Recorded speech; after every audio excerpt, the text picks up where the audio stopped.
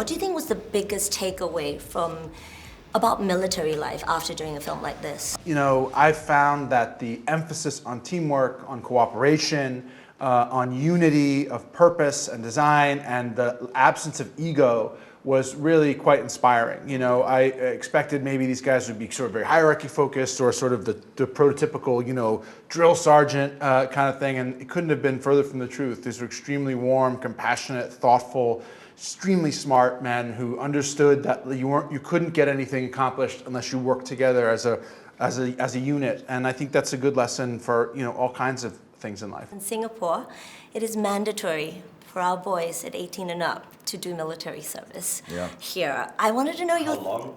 For 2 2 years. years. Oh, well done, Garrett. You know your stuff. You know, especially coming from America, I mean, you know, from the years where they had the draft and stuff like that, you know, never knowing if your name's going to be called. I know a lot of people feel very fortunate that that's not the case anymore. But I think that being the case here, I think it undoubtedly gives, you know, these young men a sense of discipline and appreciation for respect, and it's a tool that strengthens you to, you know, go on and sort of approach life in a whole different manner and a lot less careless and reckless. Do you guys think you've learned enough to survive our national service in Singapore? That seems like a tall order, but it's definitely, I mean, I do have to think, you know, one of the sort of vague regrets I have is that I never served in the military. I think you would, as these guys said, pick up a lot, and it would probably be very good for you. And it's not something that you know most 18-year-old boys necessarily choose on their own, but to have it chosen for you, and everyone else is doing it, and you're not missing out on anything, you know,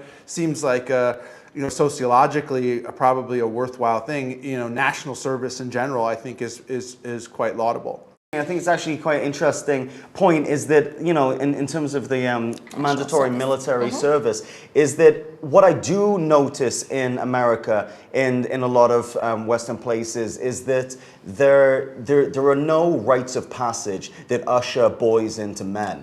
And there's a tendency to have to go out and seek the line and to push oneself into very dangerous and silly activities in order to test a sense of adulthood or sense of threshold of danger and how far you can push. And I think that maybe that tendency would be mitigated if you actually had some sort of, you know, ritual that, you know, was sort of an official way to usher you from boyhood into manhood. I think the biggest takeaway we get from our boys is that they come out with a sense of brotherhood and camaraderie, which I definitely see amongst you guys. Was there a specific moment in filming that you guys knew right there and then, this is a bromance for life? Because it's so palpable, that chemistry that I see you guys. Charlie and I have been close pals for 15 years, and Oscar and I for 10, and this was our third film together, so it was really quite natural, and got to meet, you know, Ben along the way, and Pedro, and, you know, was thrown into the military training and kind of,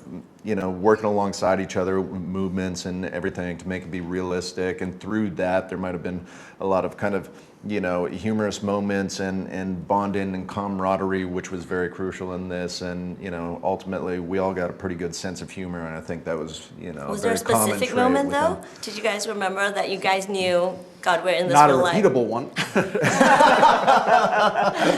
Watch the movie and find out, Yes, right? yes. Great. First things first. Any man here that wants to walk away can do so knowing they're the best of us. But it's gotta be now.